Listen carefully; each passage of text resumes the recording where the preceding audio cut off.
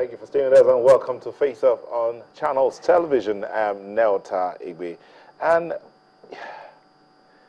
the president is in Cameroon and he's gone there to help to hold talks with the Cameroonian president and other government officials to strengthen the cooperation in the fight against insurgency. Now, that's a major story. But the president's visit to the United States has come and gone, but not without the wind and the reactions from various quarters. The opposition party sees the many trips of the president to Niger, Chad, Cameroon, and the U.S. in particular as shuttle democracy, and advised the ruling party to face the business of governance and quench the burning fire of terrorism in the country.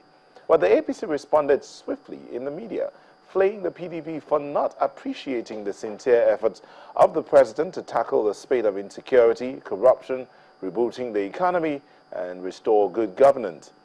The question that some people are asking, or the thoughts of a lot of people, is that the opposition party might be right, while some others are thinking that the ruling party might have lost focus. Is that the position?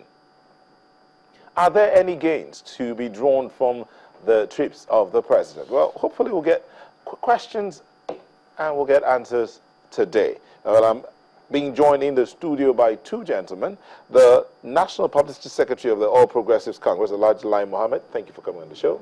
Thank you, it's a pleasure. And on the other side, we have Segun Sowunmi, who was the former Director General of the PDP Presidential Campaign Organization, Ogun State. Thank you for coming on the show. Good evening, thank you. All right, gentlemen, a quick one, then we'll go on a break. But let me begin with you, Alhaji. Has the All Progressives Congress lost focus? Absolutely not true. Okay. Very much on focus. Okay. They don't appear to know where they're going. It's like a rudderless ship. All right. We'll take a moment and we'll come back. The question we're asking today, and we hope we'll get answers, is the president's trip to the U.S., was it a fruitful trip? The PDP says it wasn't, but the APC says it was. We'll be back shortly. Don't go away, but also know that you can be a part of our conversations. Twitter handle or email at faceuptoday@neltaigbe. You can tweet at the gentleman here, or you can send your mails to faceup@channelstv.com. We'll be back shortly. Please don't go away. Welcome back. We're asking the question, is the president's U.S. trip fruitless? The PDP says it is, but the APC says it is not. There are some other accusations that the PDP laid out there, and the APC says the PDP should be more appreciative. Anyway, the two of them are here. Let's hear what they have to say. You have a question you want to ask Elijah Lai Mohammed? What I would just say, first of all, is to greet him, because he's a bit elderly and obviously is highly revered. But having said that, our position is very simple. When the government has just been formed, the presidency or the government must settle down first to understand and determine the direction it wants to go. But it appears from what we see that with very little preparation, they have been more interested in photo opportunities all over the world. They've gone to America. Yes, we applaud the photo opportunity and the reception, but in terms of concrete things, what did they bring back? Okay. Thank you very much. Well, I think the government is very focused.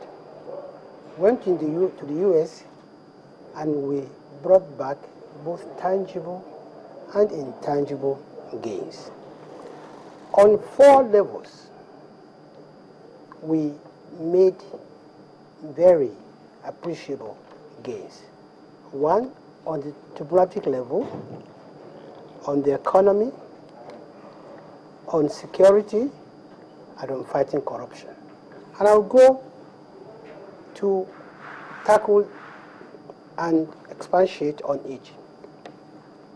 On the diplomatic level, it's unprecedented that a president will be invited to visit the White House barely 2 months after being in office.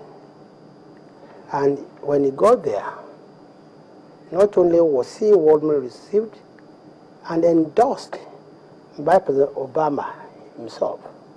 In the words of Obama, he said, this president has come with a high reputation and a focus and determined agenda to return peace and security back to his country and fight corruption. That is a ringing endorsement from the President of the United States of America. Two, it's not common to make such visit and address 5 cabinet secretaries. And I say it loud and clear that no African state, head of state, has received the kind of reception the President received. On the issue of security, which was paramount on the list of the agenda of the President, we again succeeded.